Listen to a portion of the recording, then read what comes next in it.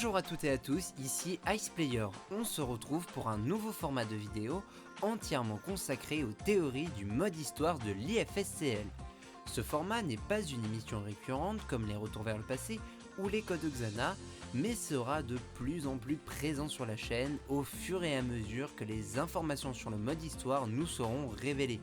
Car forcément, plus nous aurons d'éléments, plus nous pourrons faire des théories cohérentes et logiques, se basant sur des vrais éléments fournis par Emu et non juste sur des idées qui nous ont traversé l'esprit. Ces vidéos respecteront toujours à peu près le même format. Dans une première partie, je vous récapitulerai tous les éléments sur lesquels nous pouvons nous baser de façon sûre pour la théorie traitée, étant donné qu'ils viennent de sources officielles, c'est-à-dire soit de la série, soit du site codeleco.fr, soit directement d'Emu Delki à travers le jeu, un trailer ou même un post sur le Facebook, le Discord ou le forum du jeu. Dans une deuxième partie, je vous présenterai donc la ou les théories qui me semblent là ou les plus cohérentes.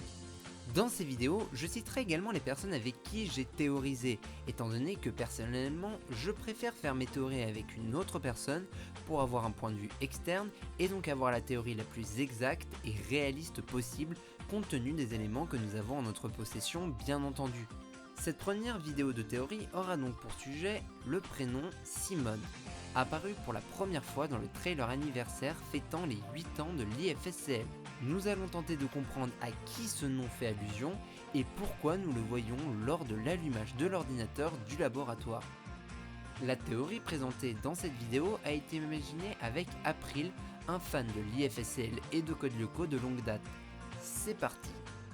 Pour commencer, voici ce que nous savons de façon sûre sur le mot Simone. Dans la série, un seul personnage se présentera sous le nom de Simone. Il s'agit du conseiller pédagogique et d'orientation du collège Kadik. Il ne sera vu que dans 2 épisodes de la saison 1, l'épisode 11 Enragé et l'épisode 25 Code Terre.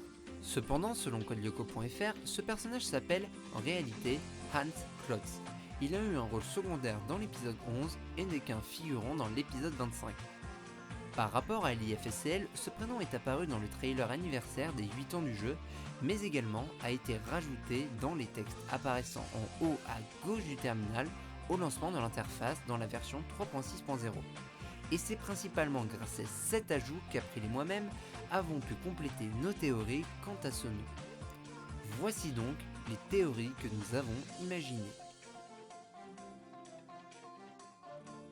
Comme dit précédemment, le mot Simone apparaît lors de l'initialisation de l'ordinateur du labo dans le trailer anniversaire des 8 ans de l'IFSCL.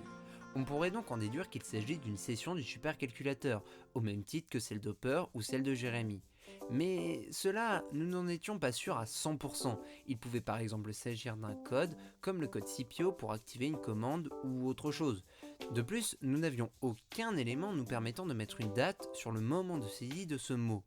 Mais la version 3.6.0 nous a permis de répondre à pas mal de ces questions. Effectivement, comme vous l'avez vu sur la photo précédente, beaucoup d'informations s'affichent au lancement de l'interface. Et cela n'a rien de nouveau, ces textes bien qu'illisibles apparaissent aussi dans la série quand l'ordinateur est allumé. De ce fait, Emu a également repris cet élément dans les premières versions du jeu. Cependant, ce n'est qu'à partir de la version 3.0.0 que le texte affiché prend forme et devient enfin lisible.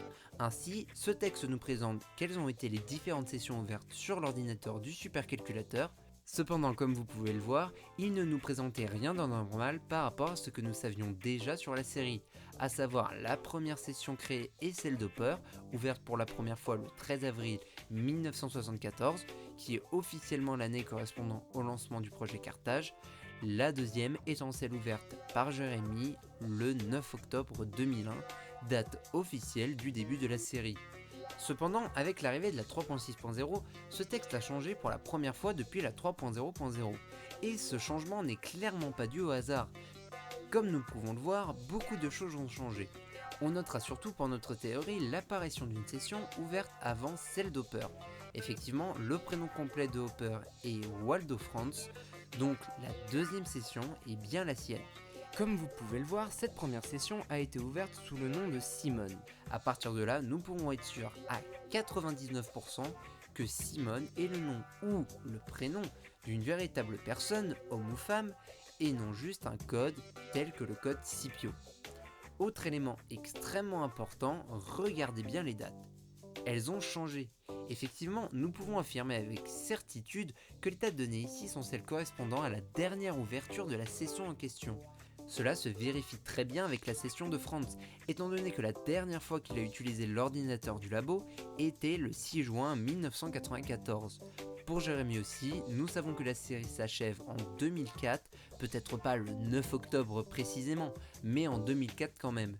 Ainsi, la dernière fois que la session de Simone a été ouverte fut le 5 juin 1994, soit le jour précédent les nombreux RVLP effectués par Hopper pour construire Xana et Lyoko.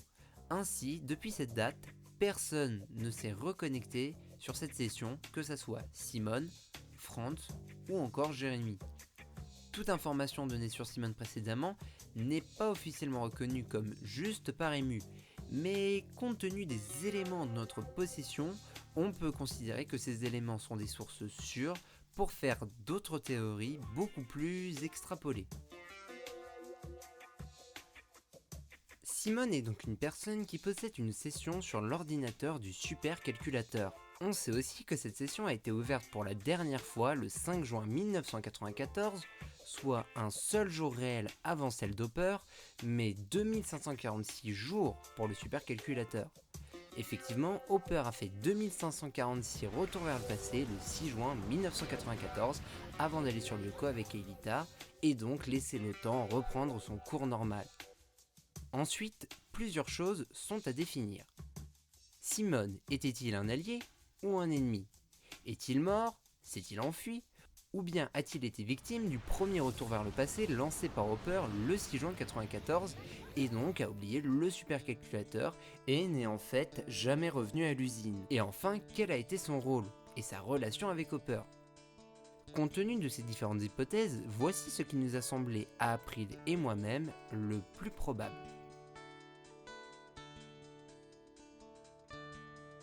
Si Simone était un allié de Hopper, alors il l'a sûrement aidé à construire le supercalculateur. Effectivement, bien qu'Hopper soit un vrai génie, il semble difficilement imaginable qu'il ait construit la machine au sol, au moins au niveau du matériel.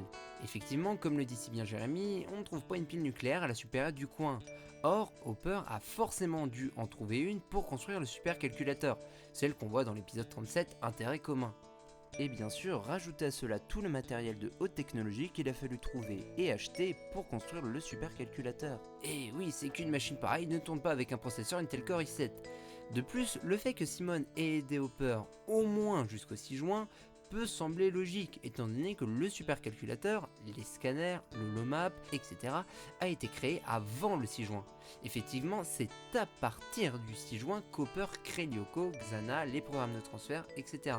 Étant donné que seule la partie logicielle du supercalculateur n'est pas affectée par les retours vers le passé, chose confirmée plusieurs fois dans des épisodes. En fait, sinon on aurait eu un supercalculateur qui se désassemble lui-même à chaque retour vers le passé, ce qui aurait été gênant. Pour créer Lyoko, Xana et toute la partie logicielle du supercalculateur, cela nous semble logique qu'Hopper l'ait fait seul.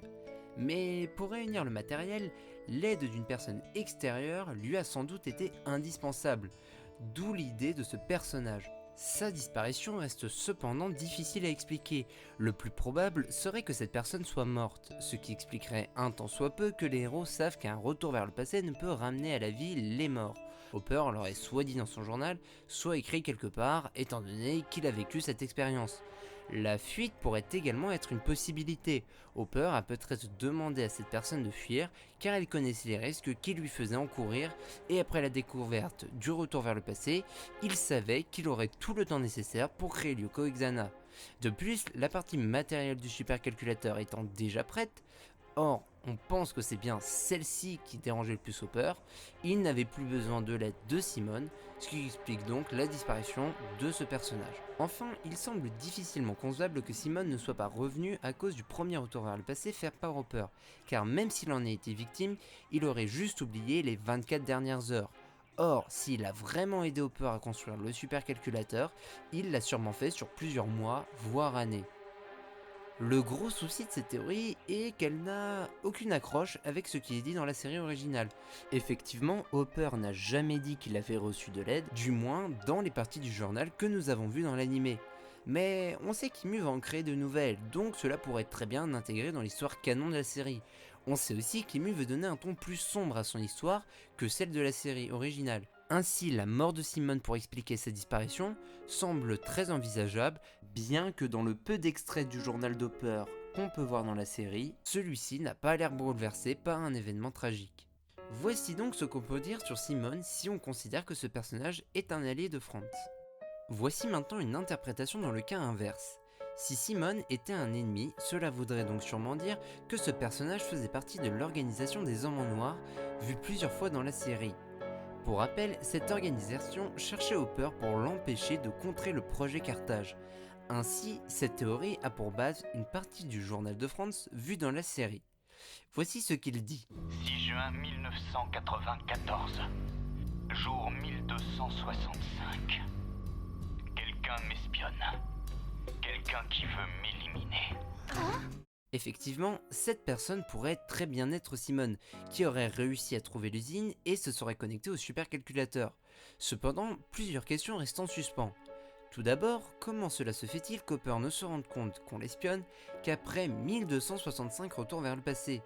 Et oui, je vous rappelle que normalement, même si les Hommes en Noir poursuivaient Hopper, il leur était normalement impossible de l'attraper, étant donné qu'après chaque retour vers le passé, ils oubliaient tout ce qu'ils avaient pu trouver sur lui et recommençaient leur journée sans s'en rendre compte. Donc, techniquement, si Hopper n'était pas espionné le 1er 6 juin 1994 quand il a lancé le premier retour vers le passé, il ne devrait pas l'être non plus le 6 juin 1994 après 1265 retours vers le passé. Or, visiblement, ce n'est pas le cas.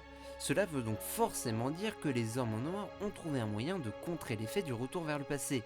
D'ailleurs, cela semble logique étant donné que pendant 2545 jours, personne n'est venu chercher Hopper chez lui, et étrangement, le 2546e jour, les Hommes en Noir ont finalement réussi à trouver l'ermitage. Ce problème ayant une solution, deux autres se posent à nous. Tout d'abord, si cet espion est bien Simone, comment expliquer qu'il a ouvert sa session le 5 juin alors qu'Hopper a fait les retours vers le passé le 6 ? La seule solution serait que le retour vers le passé fait par Hopper revenait non pas le 6 juin, mais le 5 tard le soir. Ainsi, Hopper rentrait chez lui dormir et ne revenait que le 6 travailler. Il enregistrait donc le journal bien le 6 juin, comme le veut la série. Simone serait donc intervenu sur l'ordinateur du labo à ce moment-là, le 5 juin au soir. Maintenant, la deuxième incohérence vient de l'espionnage lui-même. Effectivement, si c'est bien de Simone, un espion des Hommes en Noir dont Hopper parle ici, pourquoi ces derniers ont mis près de 1281 jours exactement pour venir le chercher à l'ermitage ? Pourquoi ne sont-ils pas venus avant s'ils étaient déjà au courant au 1265e jour qu'Hopper travaillait sur le supercalculateur ? On peut répondre à cette question par deux hypothèses. Soit Hopper s'est littéralement débarrassé de Simone, soit il a réussi à lui faire perdre la mémoire et sa faculté de ne pas être affecté par le retour vers le passé. Bien sûr, Hopper a fait cela très rapidement car visiblement cet espion n'a pas eu le temps de prévenir les autres Hommes en Noir vu le temps de réaction qu'ils ont eu. Ou alors, cet espion ne travaillait pas pour les Hommes en Noir, c'est possible aussi. Comme vous pouvez le voir, la théorie voulant que Simone soit plus un allié d'Hopper semble plus pertinente. Cependant, elle a le désavantage de n'avoir aucune insertion possible dans la série officielle, là où la mention d'un espion est déjà présente dans la série. Enfin voilà, vous avez les deux théories principales qu'on peut émettre sur cette fameuse personne actuellement. Bien sûr, certains feront peut-être le lien avec l'histoire des Code Lyoko Chronicles où il est dit que Susan Hertz, de son vrai nom Steinbach, aide Franz Hopper à créer le supercalculateur. Il est vrai que son prénom n'est pas mentionné, cela pourrait donc très bien être Simone. Mais Imu a clairement dit sur Discord qu'il ne considérait pas les Code Lyoko Chronicles comme étant canoniques. Il n'y a donc aucune chance que Simone soit en fait Madame Hertz. Cependant, il a précisé avoir déjà lu le tome 1, ce qui pourrait expliquer une petite ressemblance avec l'histoire des Chronicles. Autre fait annexe, même si les deux théories dites précédemment sont fausses, le fait que Simone soit bien une personne ayant une session qui a été ouverte sur le supercalculateur prouve au moins une chose. Mon idée que les différents éléments qu'on voit dans le trailer anniversaire des 8 ans du jeu viennent de différentes périodes de la série est maintenant un peu plus confirmée. On aurait donc l'ordinateur du labo avec le prénom Simone, qui daterait du passé par rapport à la série, tout comme la valise d'Hopper. Le Jérémy qu'on voit dans le trailer à l'âge de celui dans la série. Et enfin, le smartphone qu'on voit également viendrait donc plus du futur par rapport à l'époque de la série. Mais bon, là, on sort un peu du sujet. On a maintenant fait le tour de tout ce qu'on pouvait dire sur le prénom Simone en fonction de tous les éléments qu'on avait en notre possession. Je vous invite très fortement à exposer vos propres théories en commentaire sur ce prénom pour voir si vous êtes d'accord avec moi April ou si au contraire vous pensez qu'on fait fausse route. Sur ce, moi je vous dis à très vite pour de prochaines vidéos. Et bien sûr, ciao les Lego-guerriers.